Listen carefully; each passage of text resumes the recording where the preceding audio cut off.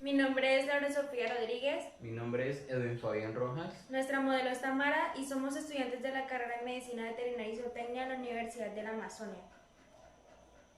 Bueno, nos correspondió hablar sobre el esqueleto axial del canino, huesos que conforman el cráneo, tipo de hueso, función y ubicación. Nombraremos 5 accidentes óseos del cráneo, explicaremos las articulaciones presentes en el cráneo anatómica y fisiológicamente, medio de unión, nombre, movimientos y movimientos si lo presenta. Fórmula dental en dientes de leche permanentes y características de la mandíbula con 3 accidentes óseos.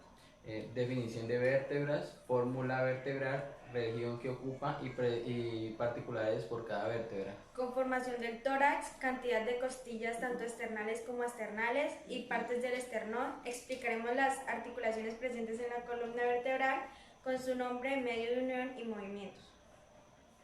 El esqueleto axial, integrado por el cráneo, la columna vertebral, las costillas y el esternón, constituye el eje central del cuerpo. Los elementos del esqueleto axial realizan varias funciones en el cuerpo. El esqueleto completo del cráneo y la columna vertebral constituyen un armazón protector alrededor del sistema nervioso central. Además, para proteger la médula espinal, las vértebras forman una fuerte y flexible barra. Esta fuerte y flexible columna no solo constituye el eje de soporte central del cuerpo de donde se suspenden las extremidades, sino que también es capaz de efectuar una serie de movimientos articulares que son esenciales para desarrollar sus funciones. Bueno, y los huesos de la cara forman el esqueleto de la cara y en sus cavidades se alojan la mayoría de los órganos de los sentidos. La componen los siguientes huesos, que son 2 premaxilares, 2 maxilares, 2 nasales, 2 lagrimales, 2 molares, 2 pterigoides, 2 platinos, 4 cornetas, un vómer, una mandíbula y un hioides. Con relación a la forma del cráneo, existe variabilidad entre las diferentes razas de perros. El hueso occipital. El hueso occipital tiene una posición similar a la que presenta el caballo. La cresta de la nuca es prominente, angular y dirigida caudalmente. Inmediatamente ventral a la cresta existen 2 impresiones rugosas o tubérculos para las inserciones musculares. La superficie ventral a ella convexa de un lado a otro y cóncava dorsoventralmente. En cada lado la unión con la porción escamosa del hueso temporal. Existe un foramen mastoideo grande que abre pues la cavidad craneal y que asienta dorsal y rostral al foramen mano. Los cóndilos están algo aplanados, separados dorsalmente. En el lado medial de cada uno existe un canal condileo corto que se abre en el metao temporal. Las apófisis yugulares son muy cortas, la parte basilar es ancha y está unida a la bulla timpánica de cada lado. Su superficie ventral está aplanada y los tubérculos se hallan en la unión con la ampolla. El canal para el nervio hipogloso es pequeño y está junto al foramen yugular. Este está limitado rostralmente por la bulla timpánica caudal y medialmente por el hueso occipital. La porción escamosa, hueso supraoccipital, se une con el interparietal antes del nacimiento y se forma la apófisis interparietal. El hueso se desarrolla desde 4 núcleos: porción escamosa, 2 partes condilares y una basilar. El hueso interparietal. El hueso interparietal se une con el supraoccipital, que es la parte más escamosa del occipital, antes del nacimiento para formar la apófisis interparietal. Presenta en la parte caudal la cresta sagital externa y está situado entre los 2 huesos parietales. El extremo rostral es el estrecho y más grueso que el caudal. Internamente forma la parte central del óseo cerebral tentorium, delgado, curvo y cóncavo ventralmente. Su base contribuye con el occipital y el parietal a la formación del canal para el seno transverso, que continúa ventralmente con el meato temporal y dorsalmente con el seno transverso. Hueso parietal. El hueso parietal tiene una forma romboidea, es muy corto, extenso y forma la mayor parte del techo de la cavidad craneal. En la unión de los huesos derecho e izquierdo existe una cresta sagital externa prominente que continúa con el hueso frontal. El borde ventral se articula con el ala del basisfenoides por su parte rostral y con la porción del temporal en el resto de su extensión. La, la superficie externa contribuye a la formación de la fosa temporal. La superficie interna cerebral está marcada por impresiones y crestas digitales que se corresponden con los virus cerebrales y los surcos. Hueso frontal. La superficie externa del hueso frontal está cruzada por la línea temporal que se extiende en curva a partir de la cresta sagital hasta la apófisis cigomática y separa la parte escamosa de la superficie temporal. Las partes escamosas de ambos lados se unen por una depresión central con una inclinación ventral y rostral. La apófisis cigomática es muy corta, de modo que el borde supraorbitario está incompleto, como al igual que en el perro sucede con el cerdo. Rostralmente existe la parte nasal estrecha que asienta entre el hueso nasal y el hueso maxilar. Las superficies orbital y temporal son relativamente extensas. Existe por lo común dos forámenes etmoidales que están formados por el hueso frontal. El seno frontal está integrado por el hueso frontal. El hueso se articula con el maxilar parietal, basifenoides, nasal, lagrimal, palatino y etmoidal. Hueso temporal. Las partes que constituyen el hueso temporal se unen a edad muy temprana. La apófisis cigomática se curva mucho lateral y rostralmente. Su parte rostral está arqueada ventralmente y se articula con la apófisis temporal del cigomático. La superficie articular para el cóndilo de la mandíbula está formada por un surco transverso que continúa en la parte rostral de la apófisis retroarticular larga. Caudal a esta se encuentra la abertura ventral del meato temporal. No existe tubérculo articular. La porción mastoidea es pequeña, pero existe una apófisis mastoidea. El meato acústico externo es ancho y muy corto, de forma que se puede ver el tímpano de un cráneo disecado. La bulla timpánica es muy grande, redonda y lisa. Su lado medial se une a la parte basilar del hueso occipital. Dorsal a esta unión y cubierto por la unión de la porción petrosa del temporal y la basal del occipital existe el canal petro-occipital. Aloja una ventana desde el suelo del cráneo al foramen yugular.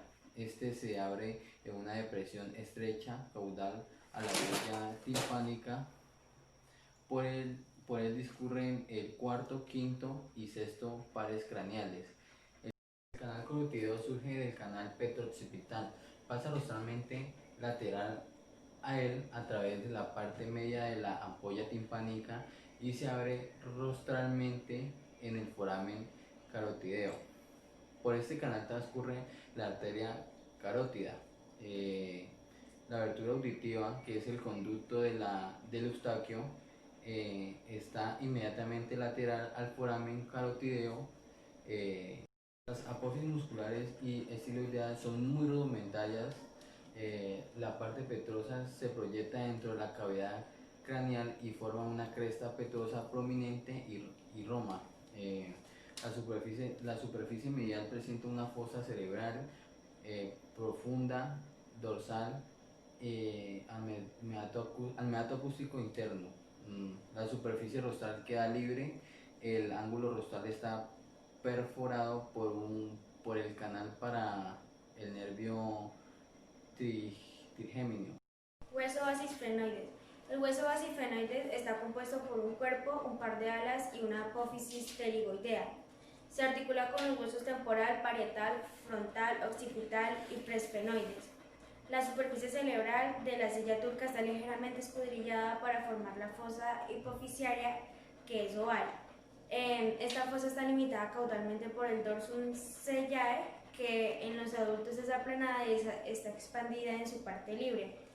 En proyección rostral, por cada uno de los lados del dorsum sellae aparece la apófisis clinoides caudal. Las alas son más grandes que las de los presfenoides y se curvan lateral y dorsalmente. En la base de cada ala y cerca de su unión con el cuerpo tiene una serie de forámenes. El foramen oval está en posición medial a la articulación temporomandibular. Es una abertura grande que conduce directamente a la pared craneal. Un foramen espinoso que está presente o puede confundirse con el foramen oval. El canal alar pasa a través de la parte rostral de la base del ala. El foramen alar caudal es más pequeño que el rostral. En su parte rostrolateral, el foramen alar rostral presenta un canal corto o fisura llamado foramen alar pequeño. Es penetrado en su superficie dorsal por el foramen redondo que conduce directamente a la cavidad craneal. El borde rostrodorsal del ala del basifenoides está marcado por una escotadura o una incisura orbital que junto con las basisfenoides forman una fisura orbital.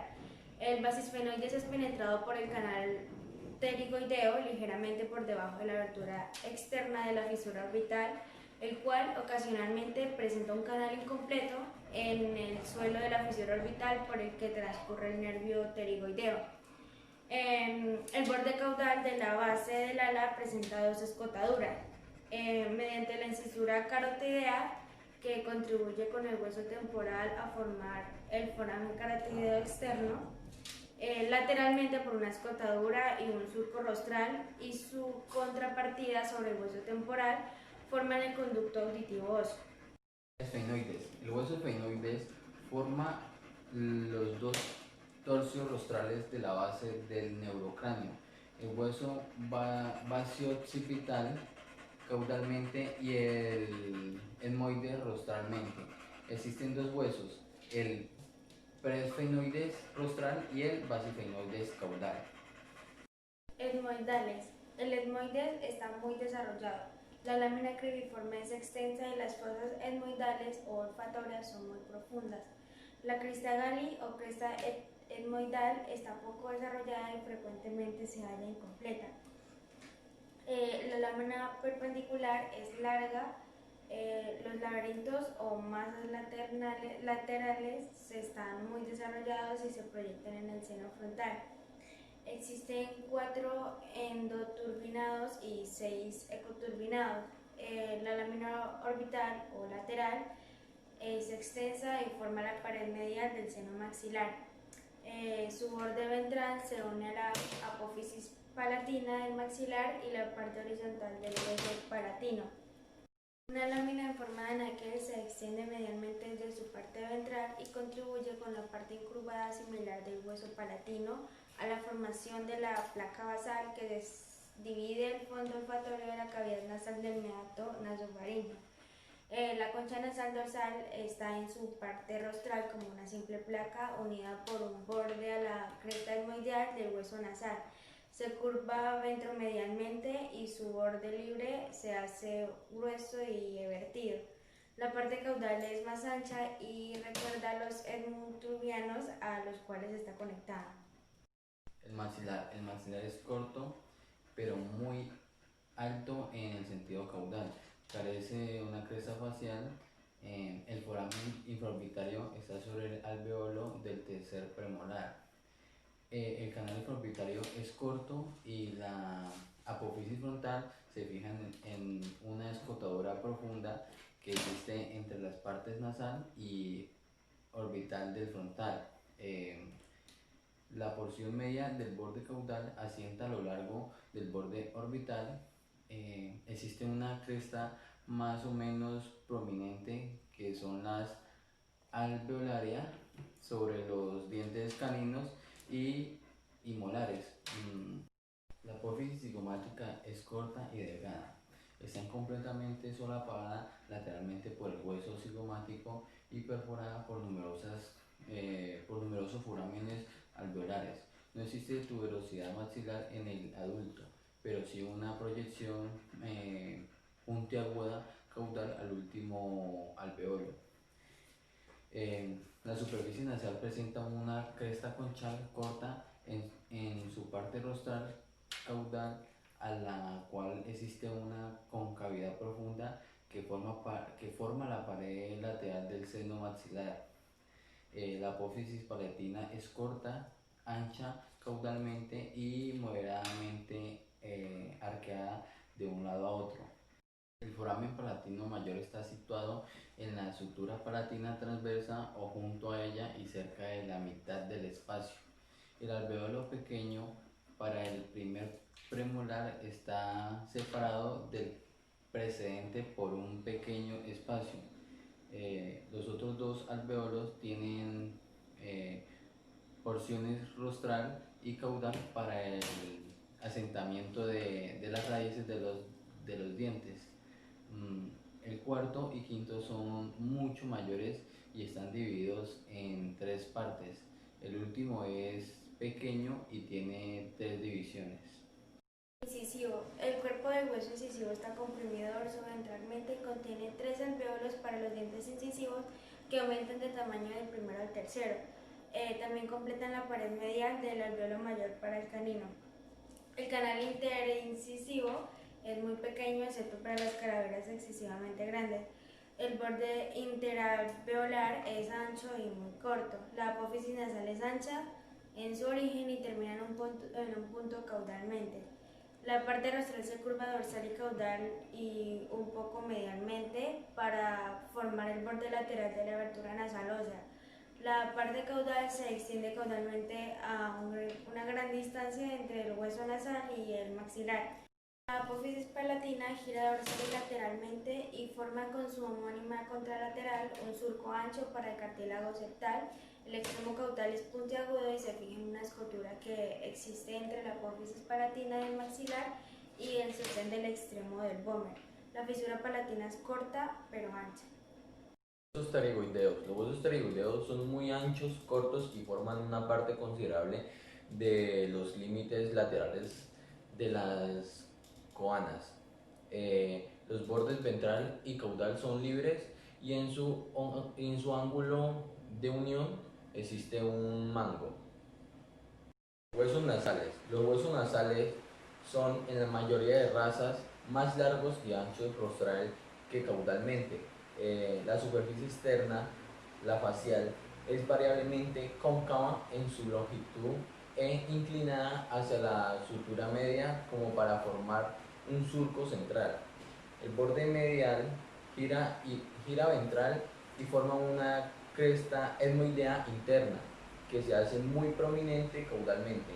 La porción caudal se fija en una escotadura formada por los huesos frontales. También los extremos rostrales forman una escotadura nasal casi semicircular. Huesos lagrimales. El hueso lagrimal es muy pequeño. La superficie se extiende muy poco o casi nada por detrás del borde orbital. La superficie orbital es pequeña, triangular y presenta la entrada al canal lagrimal. El hueso se articula con el platino. Huesos cigomáticos. La apófisis temporal constituye prácticamente la totalidad del hueso cigomático. Este hueso es muy largo y curvado. El borde dorsal es convexo, queda libre rostralmente, donde forma parte del borde orbital y está biselado caudalmente para articularse con la apófisis similar del hueso temporal. Entre estos presenta una eminencia, la apófisis frontal, en la que se inserta el ligamento orbital. El cuerpo del hueso puede Puede considerarse que está formado por la apófisis lagrimal, dirigida rostralmente y fija entre el lagrimal y el maxilar, y la apófisis maxilar dirigida ventralmente. La superficie facial es convexa. Vómer. El vómer no está en contacto con la parte caudal del suelo de la cavidad nasal y no divide las coanas. El extremo caudal es estrecho y está profundamente escotado. Cerca de las coanas, las dos láminas se curvan lateralmente y se unen a los huesos palatinos para formar la lámina basal.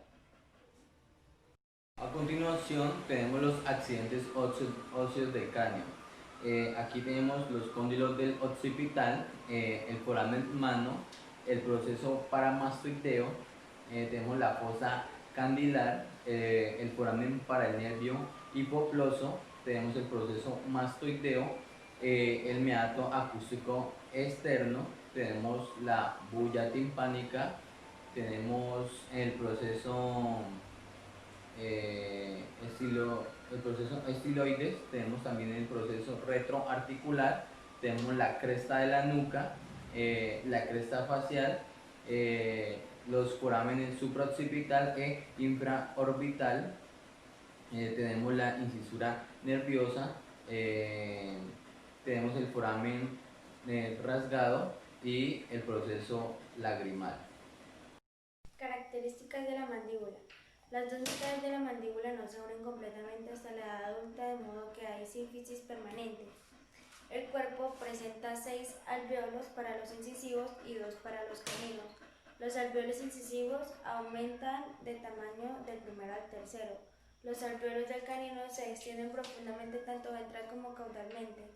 El borde ventral de la parte molar es convexa en toda su longitud, grueso y redondeada. El borde alveolar es ligeramente cóncavo en su longitud y está un poco evertido, especialmente en su parte media. Presenta 7 alvéolos para los dientes de la quijada que recuerdan a los de la mejilla superior, excepto que en el cuarto y el sexto son mucho más pequeños y en el quinto es semejante al cuarto de la serie superior. El espacio interalveolar es muy corto o no puede existir. Existen 2 o 3 forámenes mentales a cada lado. La rama es relativamente pequeña. Su superficie lateral presenta una fosa céntrica profunda que engarza con la apófisis coronoides y está limitada por las crestas rostral y ventralmente. La superficie medial es convexa y está marcada por el foramen mandibular. Al mismo nivel de este último se halla el ángulo rugoso que se proyecta caudalmente desde el borde caudal. La apófisis condilar está situada muy baja, no mucho más del vértice del canino cuando el hueso descansa sobre una superficie plana. Es larga transversalmente y en la parte media de la superficie articular es mucho más ancha y se extiende sobre la superficie caudal. Su eje mayor es ligeramente oblicuo. El extremo medial está inclinado en sentido ventral y rostral. La apófisis coronoides es muy extensa y está ligeramente arqueada lateral y caudalmente. Los perros son mamíferos carnívoros difodontes, es decir, que presentan 2 series de diferentes erupciones en sucesión durante su crecimiento. Los dientes deciduos, también llamados primarios o de lectio temporale, y los dientes permanentes, que son los dientes secundarios. Los dientes son formaciones duras de color blanco que se implantan en los alvéolos de los huesos y existen varios tipos según su posición y función. Tenemos los huesos incisivos situados en la parte delantera de la boca e implantados en el hueso premaxilar y en la mandíbula con función de cortar y rasgar con delicadeza. Los caninos, que están situados un poco más atrás, interrumpen el espacio interalveolar, adaptados para punzar y desgarrar. Los premolares, que constituyen junto con los molares el arco dental, su función es la de rasgar y cortar. Y los molares se sitúan en los lados del arco dental y solo aparecen en la dentición permanente. Su función es la de aplastar y morder. Si dividimos la dentición de un perro en su plano sagital, normalmente tenemos lados con dientes idénticos en número y posición. Así, la dentición completa del perro puede indicarse mediante la siguiente fórmula dentaria.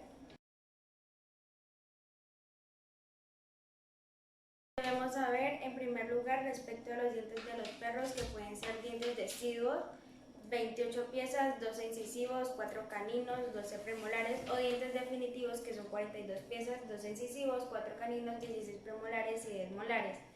Incisivos, que son 12, denominados popularmente también de acuerdo con el lugar de su implantación, pinzas, medianos y extremos. En el cachorro, los incisivos que nacen primero son los extremos, luego los medianos y finalmente las pinzas.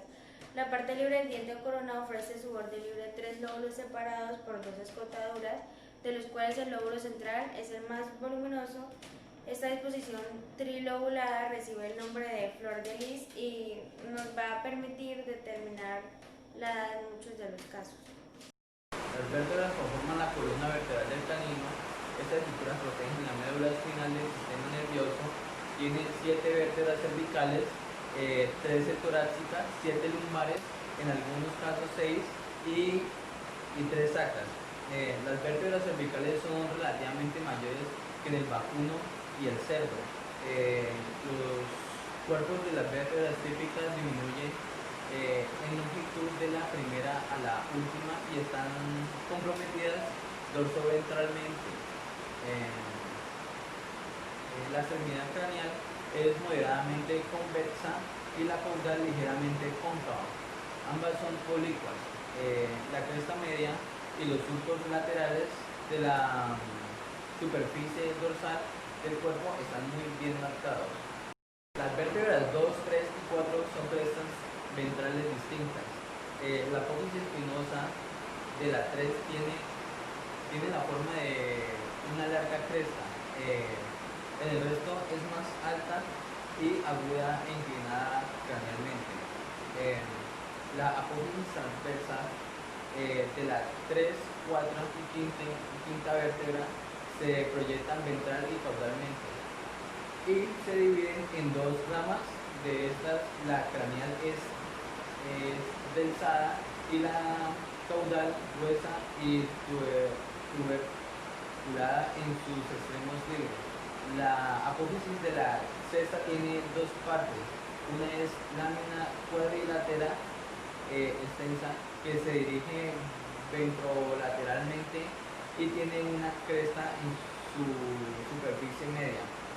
La otra es corta y roma y se dirige lateralmente y un poco caudal y dorsal. La séptima es muy difícilmente distinguible por su corta longitud. La longitud de su apófisis espinosa y la presencia de una sola apófisis transversa. Las apófisis articulares caudales presentan tubérculos grandes en la 3, cuarta y quinta vértebra. El arco ventral del atlas es estrecho cranocaudalmente y posee un tubérculo pequeño en dirección caudal. La superficie dorsal del arco dorsal es fuertemente convexa y rugosa centralmente. La masa lateral presenta apófisis transversas o alas anchas y planas y horizontales.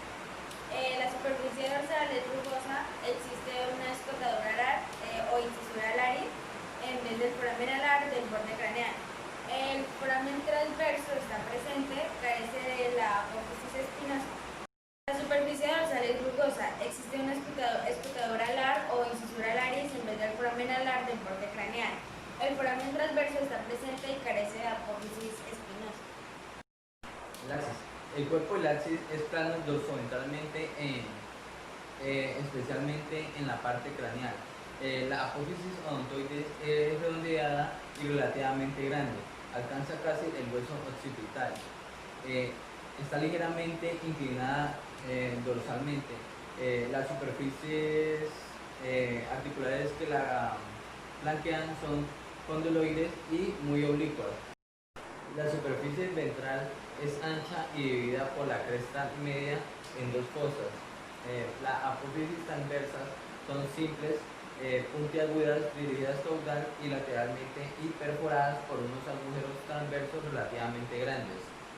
La apófisis espinosa es delgada y moderada de altura, pero muy larga.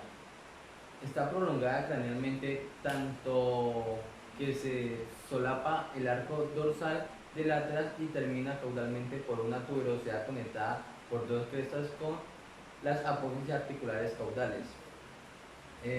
Bueno, aquí las escotadoras craneales son grandes. Vértebras torácicas. Los cuerpos de las 13 vértebras torácicas son anchos y están unidos dorsoventralmente, especialmente al final de la región. Sus superficies craneales convexas están deprimidas en la mitad. Las caritas caudales para las cabezas de las costillas no están presentes en las dos o tres últimas. Las apófisis transversas recuerdan a las del caballo. Presentan apófisis mamilares en el extremo craneal de la región. Las caritas para los tubérculos de las costillas son grandes y cóncavas en la parte craneal de la serie y se hacen más pequeñas ligeramente convexas en la parte caudal. Las últimas tres vértebras presentan apófisis accesorias. Las 3 o 4 primeras apófisis espinosas son iguales en longitud.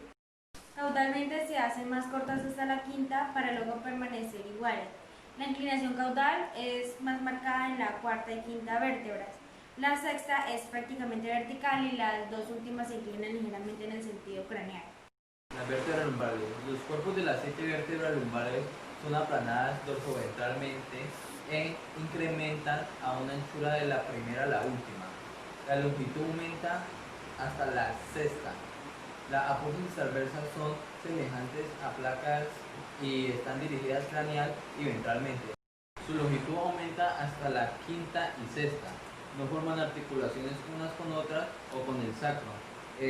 Sus extremidades son alargadas a excepción de las últimas. Las apófisis accesorias se proyectan caudalmente sobre las escotadoras caudales de las 5 primeras. Las apófisis articulares craneales son grandes, comprimidas lateralmente y presentan apófisis mamilares. Las apófisis espinosas son anchas ventralmente, estrechas dorsalmente y, a excepción de la última, inclinadas un poco cranealmente. Su altura disminuye a partir de la cuarta. Sacro. El sacro resulta de la fusión temprana de 3 vértebras. Es corto, ancho y cuadrangular. Las apófisis espinosas están unidas para formar una cresta media que, sin embargo, está escotada dentro de las apófisis espinosas. A cada uno de los lados existen dos tubérculos vestigios de las apófisis articulares unidas. La superficie pelviana es profundamente cóncava y presenta dos pares de forámenes. Las alas son prismáticas y muy altas. Las superficies laterales son extensas, miran en dirección lateral y no presentan superficie articular en la parte ventral. La superficie craneal del cuerpo de la primera vértebra es extensa, deprimida en su parte media y presenta un labio prominente ventral.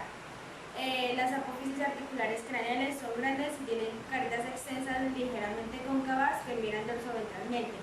Las apófisis articulares caudales son pequeñas, las apófisis transversas de la última vértebra se proyectan caudalmente y se pueden articular o unir con la de la primera caudal. El canal sacro está comprimido fuertemente en sentido dorsoventral. Bueno, las vértebras caudales. Las vértebras caudales o costillas están totalmente desarrolladas en la parte craneal de la región. Normalmente el arco es completo en las 6 primeras.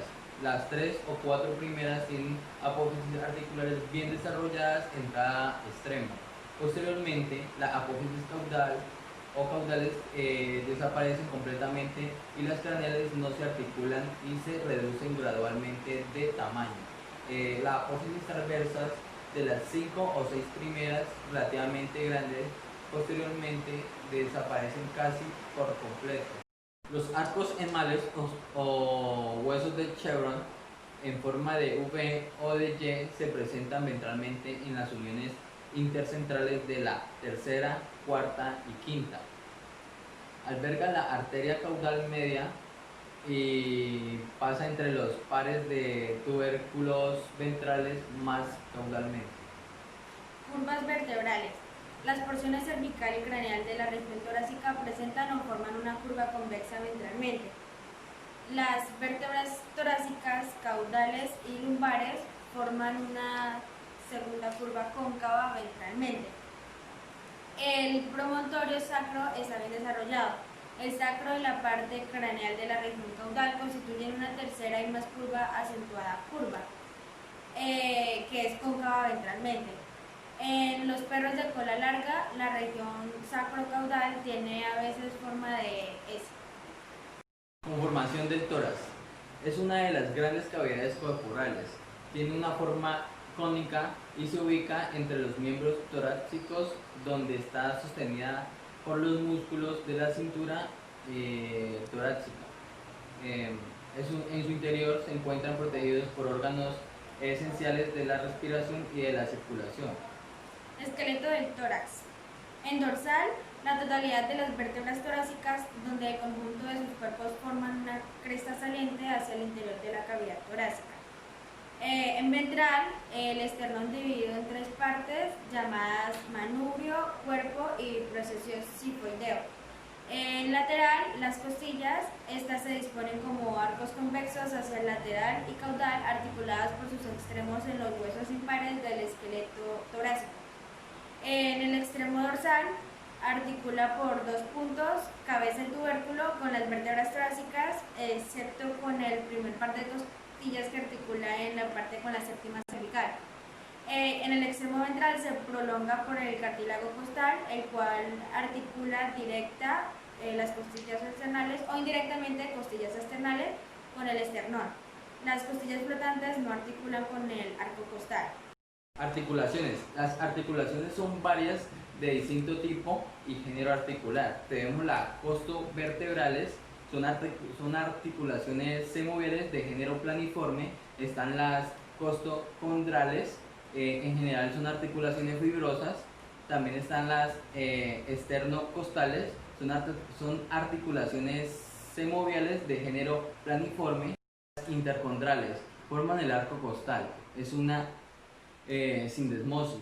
Entre las esternebras son en general sincondrosis.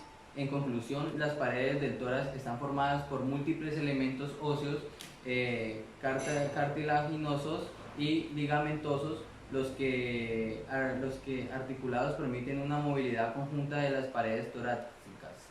La articulación costocentral, que se clasifica en sinovial, planiforme y en superficies articulares.